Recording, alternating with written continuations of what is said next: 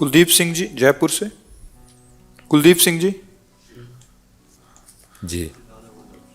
राधा वल्लभ श्री हरिवंश महाराज जी, आपके चरणों में कोटि कोटि प्रणाम। महाराज जी, मन में बहुत भटकाव है, मन के भटकाव को कैसे समाप्त करके कैसे श्री जी के चरणों में लगाएं महाराज जी? नहीं, भटकाव को पहले दो पक्ष में करें, एक जगत का और एक जगदीश का। अब उसमें बताओ, जगदीश में भटकाव है या जगत में? परमार्थ में भटकाव भी होता है, किस देवी को भजूं, किस देवता को भजूं, कौन सा नियम चलाऊं, क्या करूं क्या ना करूं, यह है परमार्थ का भटकाव। एक होता है जगत का भटकाव। तो अगर जगत के भटकाव में तो सब भटकाव ही है, उसमें सुधार क्या है? अगर परमार्थ में चलना है तो किसी एक को पकड़ लो, वही आपको पहुंचा देगा जहां पहुंचाना है। किसी एक को पकड़ लो, उसमें जिसमें हमारी अधिक रुचि हो रही हो, जहां हमारी श्रद्धा बन रही हो, जहां हमारा मन आनंदित हो रहा, जहां बैठने से लगता हो हाँ हाँ हम जो चाह रहे हैं वो यही है। बस एक की बात पकड़, एक है साधे सब सद है। किसी एक को पकड़ लो, किसी संत को पकड़ लो, किसी नाम को पकड़ लो, किसी भगवान के रूप को पकड़ लो और बस उसके सहारे चलने लगो, सब आ जाएगा। वो क्रम से जो उनको देना वो सब व्यवस्था कर देंगे। वो एक को पकड़ लो। अगर एक को ना पकड़ो, किसको पकड़े तो समय व्यर्थ जा रहा है। कि एक जो आपको राम नाम पर प्रेम है, कृष्ण नाम पे, शिव नाम, कोई भी एक नाम पकड़ लो और बस आप चलने लगो, वो आपको वहीं पहुंचा देगा जहां पहुंचाना है। क्रम बाई क्रम वो उनका क्रम उनकी तरफ से होगा। अपने को एक को पकड़ लेना है, बस चल देना है।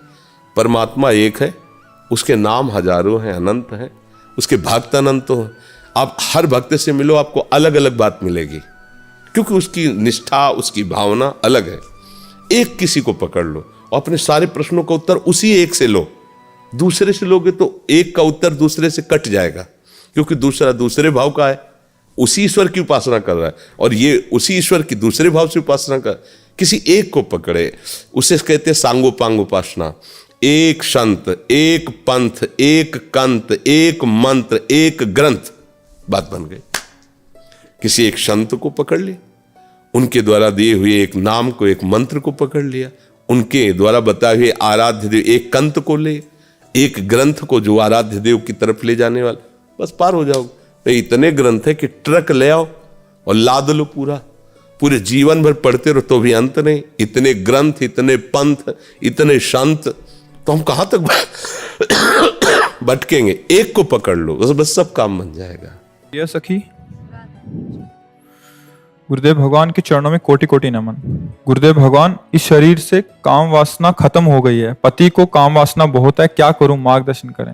पति के अनुकूल चलना चाहिए। जब दो पाणी ग्रहण करते हैं पति और पत्नी, तो एक दूसरे को सहयोग करके मित्र भाव से चलाना चाहिए। हमें अपनी रुचि दूसरे पर नहीं थोपनी चाहिए, बात ध्यान रखना चाहिए। हम दोनों एक मार्ग के साथी हैं, तो हमको चाहिए कि हमें अपनी रुचि उसके अनुकूल करनी चाहिए, उसको चाहिए कि हम अपनी रुचि को एक दूसरे के अनुकूल कर ले।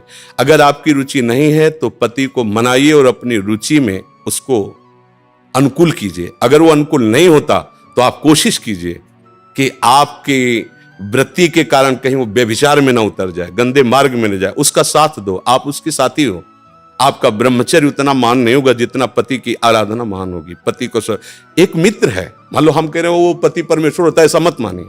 तो एक मित्र है, हम दोनों मिलकर के संसार मार्ग में चलना, तो हमारी रुचि ही पूरी थोड़ी होती है, दोनों की रुचि मिलनी चाहिए। अगर दोनों रुचि, दोनों ब्रह्मचारी रहो।